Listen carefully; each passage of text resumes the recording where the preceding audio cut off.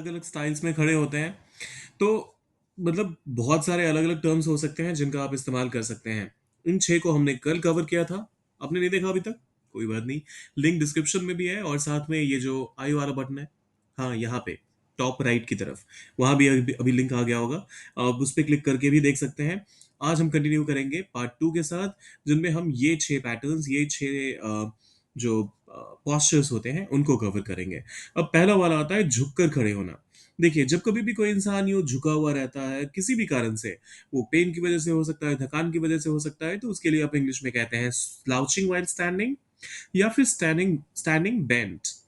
एक बार फिर से स्लाउचिंग व्हाइल स्टैंडिंग या फिर स्टैंडिंग बेंट। अब उदाहरण के तौर पे थका हुआ आदमी झुककर खड़ा था। The tired man was slouching while standing. The tired man was slouching while standing. वह लाठी के सहारे झुककर खड़ा था। He was standing bent with the help of a stick. He was standing bent with the help of a stick. फिर आता है दूसरा तरीका, ऐसे जो बच्चे खड़े हो जाते हैं कई बार पंजों के बल पर खड़े होना। पंजों के बल पर खड़े होने को इंग्लिश में कहते हैं standing on toes. Standing on toes. बच्चा कुछ देखने के लिए पंजों के बल खड़ा था या खड़ा हुआ। The child stood on his toes to see something. The child stood on his toes to see something. वह खिड़की से झांकने के लिए पंजों पर खड़ी हुई। She stood on her toes to peek through the window. She stood on her toes to peek through the window. तीसरा आता है सावधान की मुद्रा में खड़े होना। Standing in attention. Standing in attention. सैनिक सावधान की मुद्रा में खड़े थे। The soldiers were standing in attention. The soldiers were standing in attention. बच्चे राष्ट्रगान के समय सावधान मुद्रा में खड़े थे। The children stood at attention during the national anthem. The children stood at attention during the national anthem. फिर आता है हाथ पीछे करके खड़े होना। इसके लिए इंग्लिश होती है standing with arms behind back. Behind मत बोलिएगा, बिहाइंड है ये। So standing with arms behind back. अब उदाहरण के तौर पे पुलिस वाला हाथ पीछे करके खड़ा था। The policeman was standing with his hands behind his back. The policeman was standing with his hands behind his back. छात्र ध्यान से हाथ पीछे करके खड़े थे।